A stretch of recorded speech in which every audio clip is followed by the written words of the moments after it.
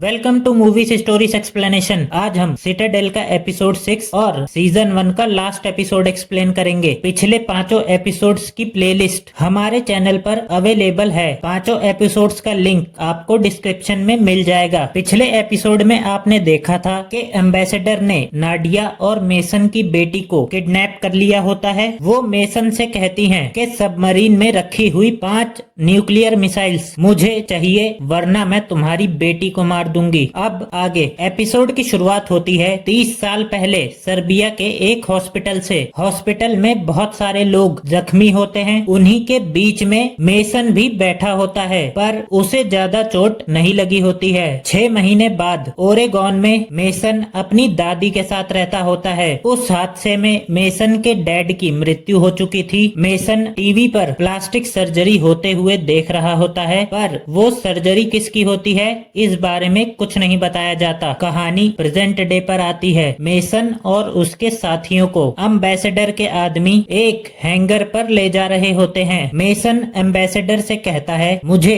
अपनी बेटी को देखना है। एम्बेसडर का आदमी वीडियो कॉल पर मेसन और नाडिया को उसकी बेटी दिखाता है। नाडिया ने 8 साल बाद अपनी बेटी को देखा होता है। हैंगर पे पहुंचने के बाद एम्बेसडर मेसन को अपना प्लान बताती हैं। 1 घंटे में हमारा सुपर जेट तुम्हें पैसिफिक ओशन में पहुंचा देगा। हमारा आदमी डाविक भी तुम्हारे साथ जाएगा। तुम सबमरीन को हैक करके पानी के बाहर लाओगे। मेसन और डाविक सबमरीन के अंदर जाएंगे। उन मिसाइल्स में से 5 न्यूक्लियर कोर्स निकाल कर उन्हें वेलेंसिया में क्रिस्टोफ को देंगे, तब मिशन पूरा होगा। नाडिया कहती है, ये मिशन मैं करूंगी। एम्बेसडर उसे मना कर देती हैं। उसका कारण कार्टर बताता है, तुम्हारे जाने के बाद मेसन ने रेड सेल मिशन पूरा किया था। वो नीचे कूदा, उसने अपना बायोलॉक इंस्टॉल किया। वो भी ऑर्डर्स के खिलाफ जाकर। सबमरीन का एक्सेस सिर्फ मेसन के पास है। 8 साल पहले ग्रेस रेड सेल मिशन के बारे में बता रही होती है। कहती है, हमारा टारगेट है रशिया की एक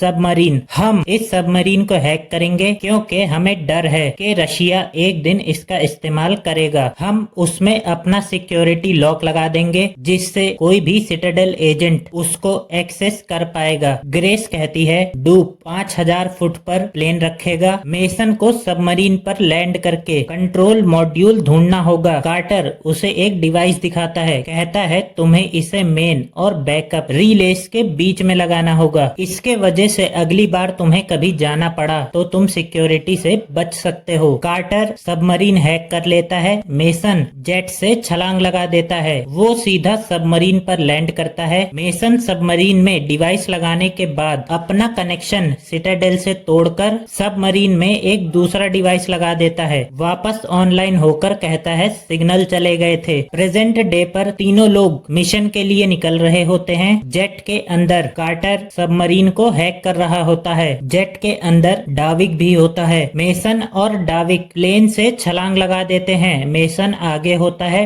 डाविक पीछे। सबमरीन सरफेस पर आने में टाइम लगा देती है। मेसन जैसे ही पैराशूट खोलता है, वो सबमरीन से टकरा जाता है। वो गिरने लगता है, पर एक रस्सी के जरिए अटक जाता है। डाविक मेसन को ऊपर खींचता है। मेसन को डिवाइस डिटेक्ट कर लेता है। सबमरीन का हैच खुल जाता है। वैसे ही डाविक मेसन का पैराशूट खोल देता है। मेसन सबमरीन पर अटक कर बेहोश हो जाता है। नाडिया कहती है, मैं उसकी हेल्प के लिए जा रही हूँ। गार्ड्स उसे रोकने लगते हैं। नाडिया सबको मार देती है। सबमरीन के अंदर डाविक मिसाइल्स की पोजीशन देखकर एम्बेसडर को कॉल करता है। कहता है, तुमने मेरे भाई को मार दिया। तुम्हें क्या लगा था मैं कुछ नहीं करूंगा? मैंने मिसाइल्स को मैंटिकोर फैमिली पर पॉइंट कर दिया है। डाविक कहता है, मुझे मैंटिकोर का मेंबर बनना है। अगर मैं बन गया तो तुम्हें कोड्स दे दूंगा, वरना तुम मैंटिकोर को खत्म होते हुए देखोगी। मेसन भी होश में आ गया होता है। एम्बेसडर डाविक से कहती हैं, हमने सबमरीन का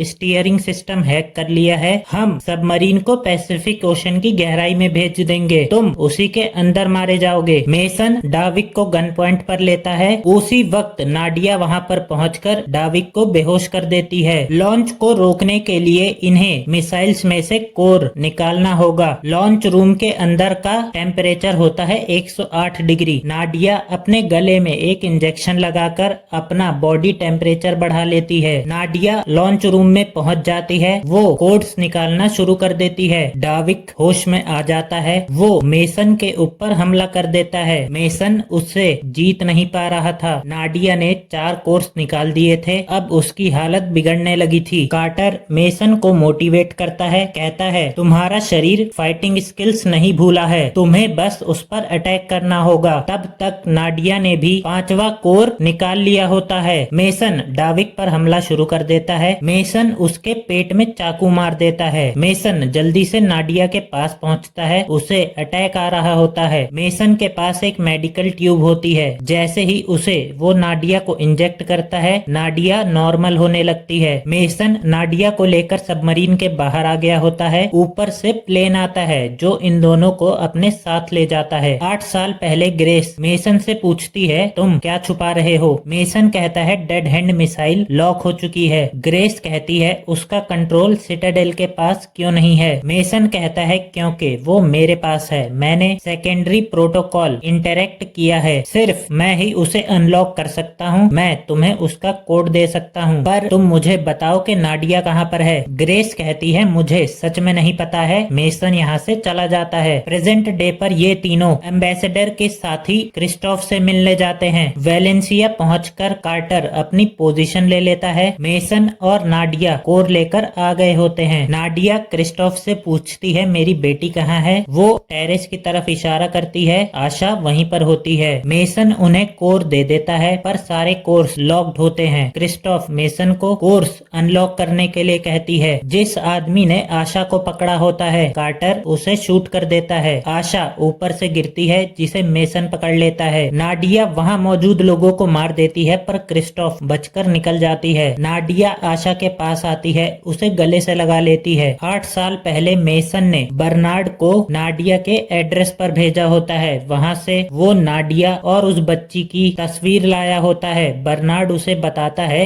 ये तुम्हारी बेटी है। बर्नार्ड कहता है तुम्हें नाडिया के पास जाकर उससे बात करनी चाहिए, पर मेसन इसके लिए मना कर देता है। आशा कहती है वो लोग नानू को अपने साथ ले गए। नाडिया कहती है मैं उन्हें ढूंढ कर रहूंगी। एम्बेसडर जान गई थी कि उनका प्लान फेल हो चुका है। मैंटिकोर वाले उन्हें इसकी सजा जरूर देंगे, इसीलिए एम्बेसडर एक प्लान बनाती हैं। वो अपने घर से बाहर आके घर को ब्लास्ट कर देती हैं, ताकि मैंटिकोर को लगे कि एम्बेसडर की मृत्यु हो चुकी है। सभी लोग सिटाडेल के हेडक्वार्टर में आ जाते हैं। थोड़ी देर बाद यहाँ पर मेसन की बेटी और उसकी वाइफ भी आ जाती है। मेसन को अपनी फैमिली के साथ देखकर नाडिया को बहुत दुख हो रहा था। मेसन अपनी फैमिली को नाडिया से इंट्रोड्यूस करवाता है। कार्टर मेसन से कहता है कि मैंने तुम्हारा जेनेटिक प्रोफाइल रिकॉर्ड कर लिया है। इस ट्यूब के जरिए मेसन की याददाश्त वापस आ सकती है। कार्टर मेसन के गले में उसका एक्टिवेशन ट्यूब इंजेक्ट कर देता है। मेसन को एक एक करके सारी चीजें याद आने लगी थी। मेसन हैरान होता हुआ अंदर एक रूम में आ जाता है। मेसन बर्नार्ड की एडवाइस को मना कर रहा होता है। उसके बाद मेसन उसे थैंक यू कहता है। बर्नार्ड कहता है तुम मुझे थैंक यू क्यों बोल रहे हो, मैं तो तुम्हारे कहने पर ही नाडिया के पास गया था, तुम्हें कैसे पता चला कि नाडिया वहाँ पर है। 8 साल पहले मेसन एम्बेसडर के पास गया था। एम्बेसडर कहती हैं तुम्हारी शक्ल उनसे बहुत मिलती है। मेसन कहता है मुझे